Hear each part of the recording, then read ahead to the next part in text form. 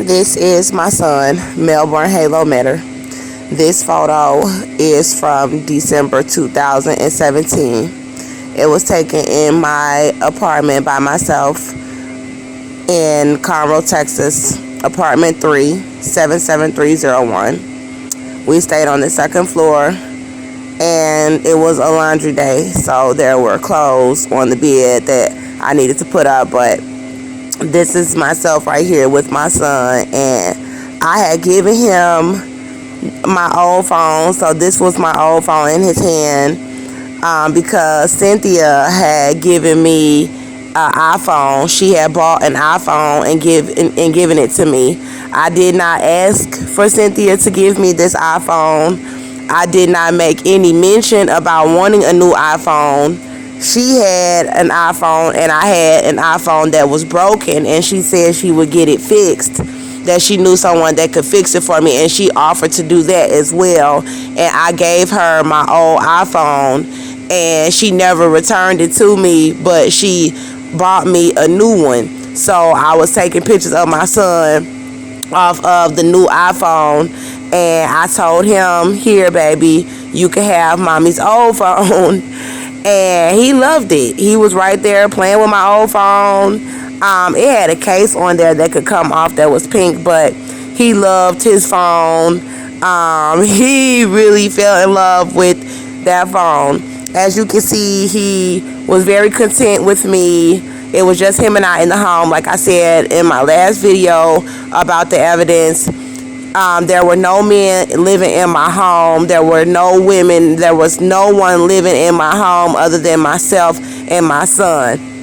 I did not have any contact with my grandmother, with my cousins. I hardly had any contact with my sisters after I had reached out to them when Austin was abusing me, but now he was in prison.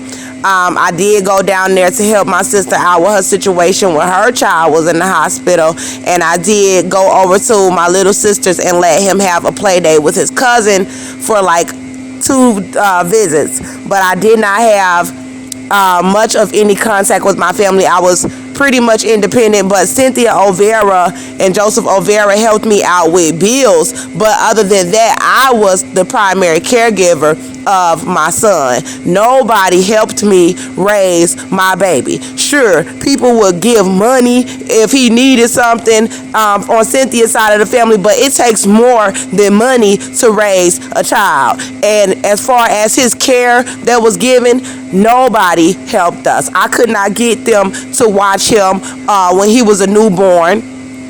So for someone to have my child right now, it is absurd. So basically, as you can see, his skin is clean. He is content. He is happy with me.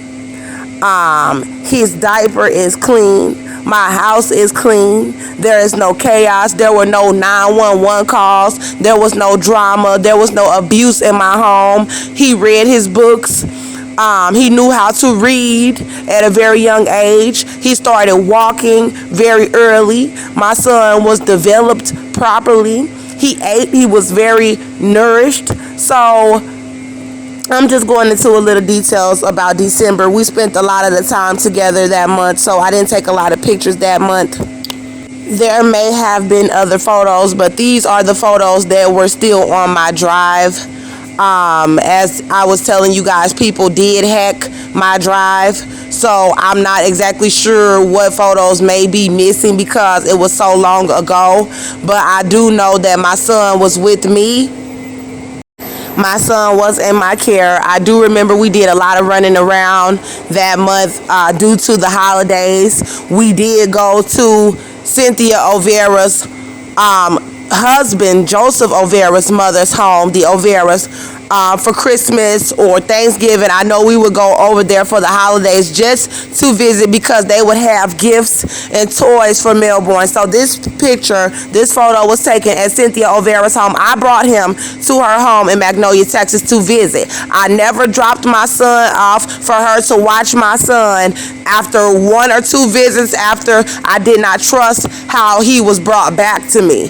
So I would bring him over and I would sit there with him and she would be in her office working while Melbourne and I would be in the living room, and I would be entertaining him and taking care of him. And when she could come out of the office from her work at home job, she would hold him and spend a little time with him. But like I said, even while I was at her home bringing him to visit her, I was still his primary caregiver. I never left my son over there to like spend the night with his grandmother. It was never that type of scenario, and she was always working.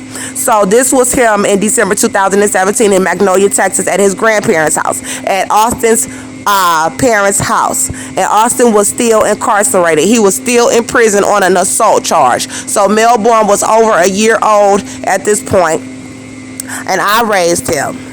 So there was no abuse going on. There was no violence. When I was there in Cynthia's home, there was no violence. But when Austin was out, before he went to prison, Cynthia Olvera had a protective order against Austin Metter for her home. There was a 2-year protective order still in place while he was in prison that restricted him from coming to her home here in Magnolia, Texas, because he had been violent with Cynthia Olvera in her home, where she had to call 911 several times on her son, her adopted son, Austin John Metter, for being violent with her in her home. And he also robbed her and Joseph Olvera for everything that was valuable as far as electronics in her home. Before I met him in December 2015, she told me that he was not allowed on her property because he had come into her home with a group of individuals who were on methamphetamine, and they burglarized her home. And then in November 2015, I was there when Austin Metter pulled a butcher knife on Cynthia Olvera and attempted to stab her in her kitchen. And she ran into her office and dialed 911 frantically and locked the door. She locked herself in the office, and Austin continued to try to come into the room and stab her. Cynthia Olvera frantically called 911 inside of her office. She told them that she needed a police officer right away in Magnolia, Texas, to her home, where you see my son present in this photo. This is where the altercation happened between her and Austin Metter when I first met him. She omitted the fact that he pulled a butcher knife, but she did tell the police department that he was being violent with her in her home. So they did issue a restrictive order, which violated him from coming on her property for 2 years. So this photo is from 2017.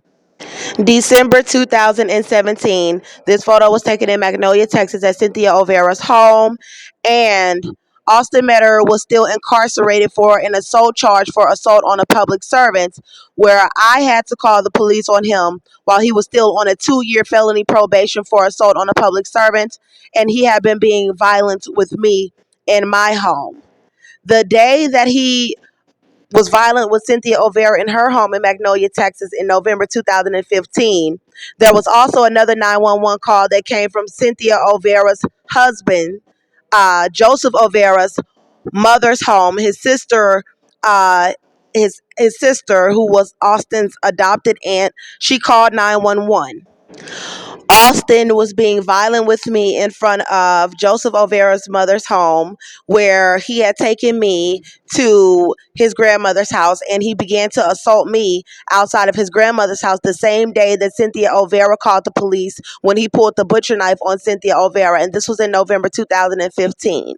So a lot of evidence is being withheld about why I had to defend myself and my child from Austin Metter when he was released from prison in July 2018. I'm going to give more details about that, but this photo is from December 2017. I took this picture of my son. He was in my care. We were visiting his grandmother's home while his father was still in prison. Austin John Metter was still incarcerated when I took these pictures of Melbourne Halo Metter. He remained in my care.